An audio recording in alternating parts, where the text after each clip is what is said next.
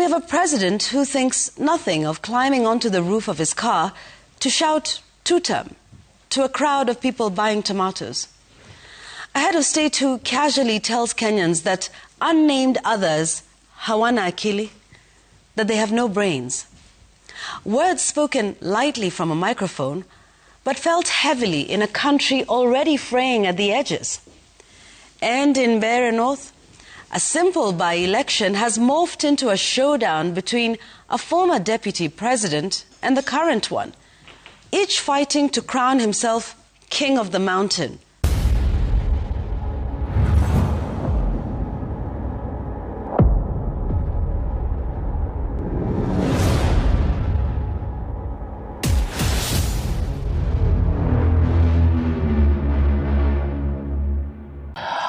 Welcome back, ladies and gentlemen, and thank you very much for your greatest support. You know, right now there is this issue of making Kenya the first world country, trying to compare it with Singapore. That is where now the president is putting all of his focus, that he is really insisting on how Kenya can be a first world country, which is not bad. But before we put or we decide that we are pressurizing that Kenya must be a first world country, we have to ask ourselves that what is it that first world countries like Singapore, because that is a country that he normally gives example with them. What is it that Singapore did that made it a first world country? Did Singapore keep on complaining about basic things like developments, you know, urban developments, like the issues of infrastructure, like the issues of high capital, high living standard? Did they complain about that? So, you know, you can't decide that you want to make a country, a first world country, yet there are a lot of issues that you don't need to do. You don't know. This issue of benchmarking that these guys normally talk about every now and then what do they normally do? Ni benchmarking gani huwa watu wanafanya yenye they can't apply in Kenya?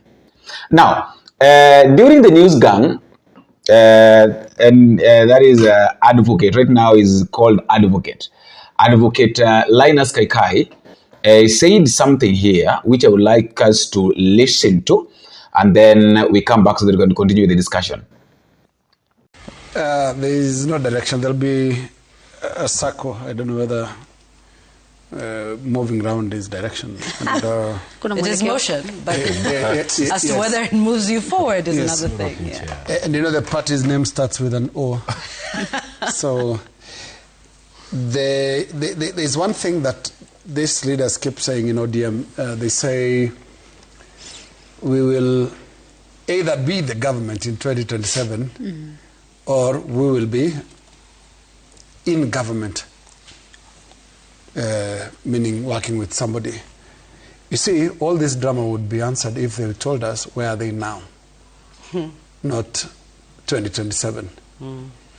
And it is because of where they are now that we are in this confusion. The late Raila Odinga unfortunately passed on at the time that this broad-based question appeared to be floating, especially among the members, in terms of lack of clarity of its future. Was it supposed to go to 2027, or was it going to beyond that? And you remember there was a little statement that all of them now refer to, that if you are in doubt, just refer to what the party leader said. And I think ODM is in a simple dilemma. ODM is currently in government. So there is one wing that is saying, why do you have to come out of government in order to come in later? I mean, you're already in it. So why do you have to first step out? Kaa tu uko ndani. Kaa ndani tu endelee. And that is what the heartland of the handshakers believes, that we already have we're in it. Yeah. And you know, in their appraisal they've gotten from President Ruto what they didn't get in any other administration. I mean, in terms of real power, ministries, although the Reverend from Kanun's region said there are only 2 ministries, but maybe, I mean, the 2 substantive ministries, energy and treasury. So the temptation and the appetite to be elsewhere is very, very low. That if it's about being in government, then we are in there already. But I think there's a younger generation, among them Winnie and the Sifunas, who have their ears on the ground and they know the low ratings of the current political arrangement. You know, the youth out there do not think much of the current political generation right across. They are yearning for something new. They are hoping there is something else out there that is not what they are being fed with.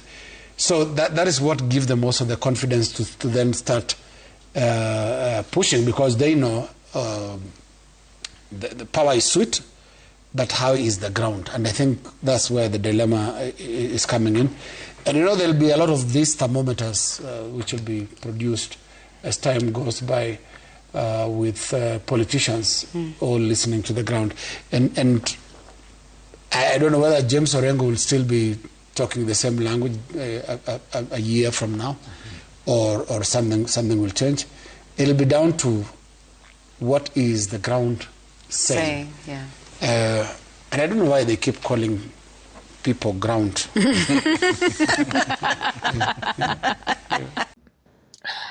The same thing. Yvon Okwara was, in fact, Yvon said that one of the things that completely epitomize a first world country is a strong sense of national value that comes straight from the top. We cannot be one day saying we shall do all things great things, and the next day you are insulting people on the roof. Of course, you know, you can't say, this is very right, by the way. You can't insist as the president that you want to make Kenya great, like you want to do great things in the country by using the same people. And then on the other hand, after some times, then you realize that the same people that you say that you're going to use, or maybe you are going to use to help you build the country, again you are insulting them on top of your roof, of your rooftops, like on top of your cars. So what are you building? What are you trying to do? There is a heaviness in the air lately, not the kind that comes from bad weather, but the kind that comes from bad politics. Kenya has entered a strange season, a season of permanent campaigning. And I'm not just talking about the upcoming by-elections. I mean, everywhere you turn, leadership is on the stump. In churches, in markets, at funerals, at roadside stops. There seems to be no gathering too small, no moment too sacred, no community too weary to be pulled into yet another political performance. We have a president who thinks nothing of climbing onto the roof of his car to shout two-term to a crowd of people buying tomatoes. A head of state who casually tells Kenyans that unnamed others hawana akili, that they have no brains. Words spoken lightly from a microphone, but felt heavily in a country already fraying at the edges. And in Mbeere North, a simple by-election has morphed into a showdown between a former deputy president and the current one, each fighting to crown himself king of the mountain over a parliamentary seat. A seat whose biggest problem should be water, roads, or youth unemployment, not national ego contests and power projections. So I find myself asking, what are we doing? What is this? And how is any of it good for a country that is already struggling to breathe? Because you see, politics does not exist in a vacuum. It sets the tone. And the tone we have now The noise, the chest thumping, the insults filters into the national mood, and from there into the economy. Every economist will tell you markets run on confidence, on stability, on predictability. But when leaders behave like candidates instead of statesmen, when every weekend is a rally, when every microphone is a chance to attack opponents instead of addressing policy, when governance feels like theater, what message are we sending to the country, to business owners, to investors, to ordinary Kenyans wondering how to plan their next month, their next loan, their next school fees payment? You see, politics creates the emotional climate of a nation. And right now, that climate feels hot, unsettled, and unpredictable. You can feel it in conversations in matatus. You can hear it in boardrooms. You can see it in the slow pace of new investments. You can sense it in families who are anxious, tired, and unsure. Because when a country is in campaign mode, it cannot be in governance mode. And when leaders treat every day like a political rally, the country absorbs that instability. It becomes jittery, reactive, suspicious, divided. Social cohesion suffers, the economy strains, and the national psyche tires. Now, this is not about being sentimental. It's about being honest. A nation cannot stay in permanent agitation and expect its economy to grow. It cannot shout its way into unity, and it cannot heckle its way into stability. Kenya needs calm, it needs sobriety, and it needs leadership that lowers the temperature instead of raising it for political applause. We deserve a country that gets to breathe. A country where leaders are busy governing, not performing. A country where politics knows its place and stays in it. Until then, the noise will continue, but so will the fatigue, and ultimately, so will the cost, paid not by politicians on car rooftops, but by ordinary Kenyans on the ground. That's my take tonight. Is there anything constructive that you're trying to build, or you're just there simply because you're finding ways of maybe of making these things work or not? I do say that if there is a day that William Ruto prays that isiwahi fika ni hii siku. Because, the news gang being led by Yvon Okwara, Linus Kaikai, Sam Gituku, Bonyo, and then Jamila, these are normally days of I really don't know how to put it. I'm just trying to look for a better way of putting it. But these guys, they normally know what they are doing, and they normally try as much as they can to put the government on toes. Sam Gituku is saying that when you listen to the president talking about his ambition for a first world country, it sort of comes off as his own ideas. What is the participation of the people? You can see that the race to 2027 has officially begun with what the president said, more promises. Of course, all of this idea of making Kenya first world country, ni idea ya William Ruto. We can't say that this one is another person's idea. This is William Ruto's idea. Okay, tell me who else have you heard talking about the issue of making Kenya first world country? Kama sio William Ruto. He's the president, so he is like he wants to decide everything. Anataka kuamua kila kitu jinsi ambavyo anataka iwe.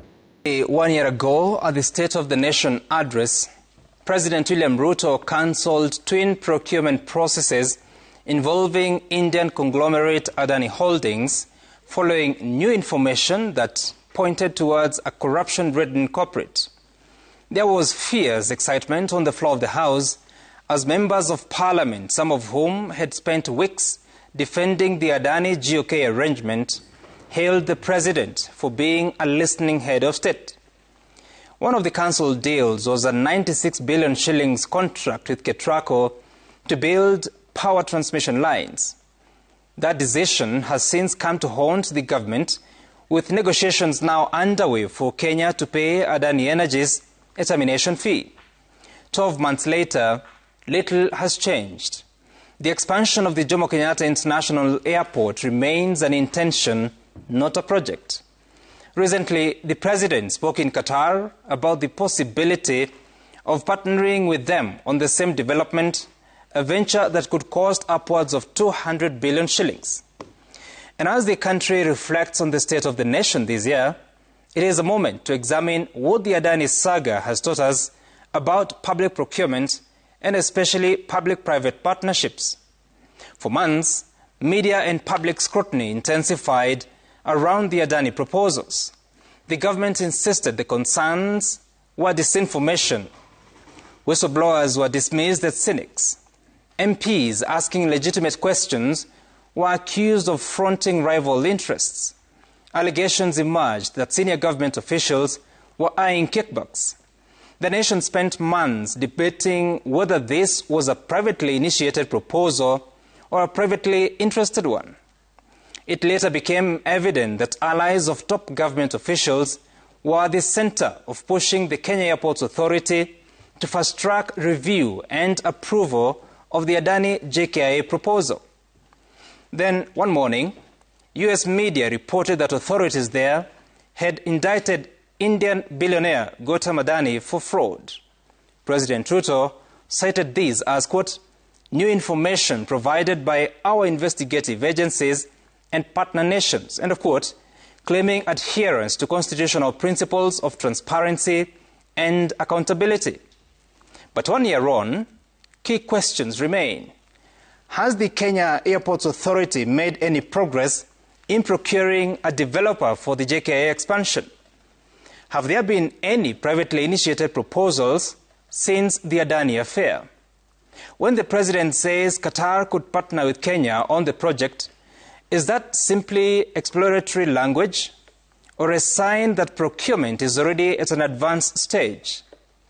In his 163-paragraph speech to Parliament, he dedicated only a single sentence to the JKIA modernization. There is no denying that JKIA urgently needs an upgrade if Kenya is to compete globally. Rwanda is already working with Qatar to build its Bugesera airport, with Qatar owning up to 60% of the new facility. But Kenya has its own rules, its own laws, and a constitution that anchors everything on transparency and accountability. Kenyans cannot be faulted for their skepticism. They have been abused too many times. They are currently repaying loans amounting to 12 trillion shillings, at least what is publicly declared. Big projects have repeatedly been tainted by corruption. Access to information has been restricted from the very beginning of such undertakings. Kenyans feel the strain and they are determined to avoid any unnecessary future burdens. Today, taxpayers feel overpoliced, heavily taxed and subjected to strict compliance mechanisms. Asking questions about procurement is not pettiness. It is responsible citizenship. Local suppliers must operate under electronic procurement systems and electronic tax invoicing through e-teams, leaving no room to hide. When billions are at stake, there cannot be a different, more lenient standard for government. If authorities demand strict compliance in revenue collection, demanding the same discipline in expenditure is not too much to ask. Seeking transparency when taking on debt, whether through public-private partnerships, securitization of future revenues, or a sovereign wealth fund, is not pedantic. It is simply common sense. And that is my sense tonight. You see, and I think that is the mistake that is one of the mistakes that is happening, and a lot needs to happen. You know, a lot really needs to change, and I really don't know whether the president would understand that what I'm trying to do is not what Kenyans really want. And Jamila is saying that the president talks about the Asian tigers in his speech and how he said in the past that he wanted to get there. I worry that as a country, we do not have the discipline that is required to this point that we are talking about. I feel like this is too much. The president is talking about the Asian tigers. Almost 4 years into the administration by now, we should be talking about we should talk about having done 60% of what we had promised when we started the remaining when we started the remaining 40%. What we are going to achieve in this way, not introducing something new. This week, our cameras took us to Dukana in Marsabit County, a place where hunger is not just a crisis, but a generation-to-generation inheritance. A place where drought is a way of life, and a place where leadership, quite frankly, is missing in action.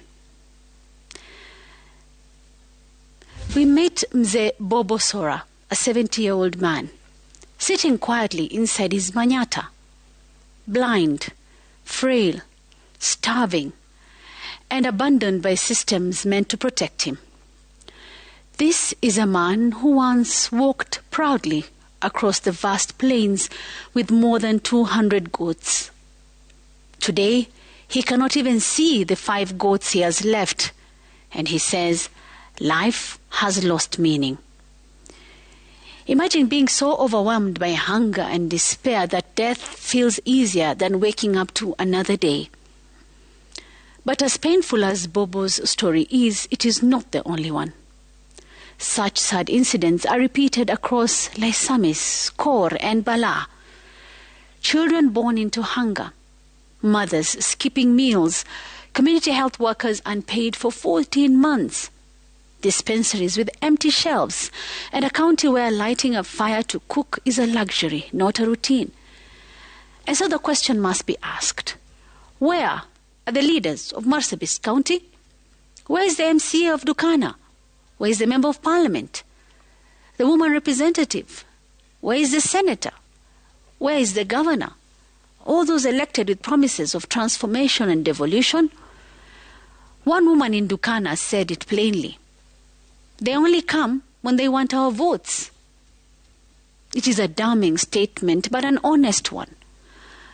While families in Dukana boil maize and beans as their only meal in 24 hours, their leaders are nowhere to be seen.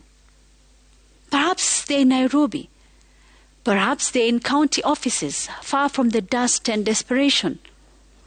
But certainly, they're not where they are needed most. It is a stark, painful reminder of leadership failure, an indictment of elected officials who have abandoned the very people whose votes put them in office. According to the Red Cross, more than 740,000 children under 5 in Kenya are acutely malnourished, and over 100,000 pregnant, unlactating women need urgent treatment. These are not just numbers. They are a reflection of a country that continues to respond to predictable crises with surprise, and leaders who continue to act like drought is breaking news event. Northern Kenya has endured drought after drought for decades. Communities lose everything before they have a chance to recover, and yet the leadership remains reactive, never proactive, silent when it matters, and loud only during elections. As we tell Mzee Bobo Sora's story, as we show the hunger and desperation in Bala, we must confront an uncomfortable truth. Devolution means nothing if the devolved units cannot even protect the lives of their citizens. The old are dying quietly, the young are growing up hungry, and the leaders, the very ones entrusted with billions of shillings in county budgets, are absent. Which leaves us with a final haunting question. If leadership does not show up in life and death moments like this, then what exactly is it for? And that is my memo. You can't build a country by every now and then trying to come up with new ideas. Yet you've not even sorted out the old ones that you talked about. I think that is where the problem is coming from. So, fellow Kenyans, I would like you to tell me what you think. Because personally, according to me, I really think that these guys have points. The president really needs to check na ajiulize kwamba yeye kama rais anataka kufanya nini haswa kuhakikisha kwamba mambo yapo jinsi ambavyo inastahili. You know, that is my thought, and that is all I have for now.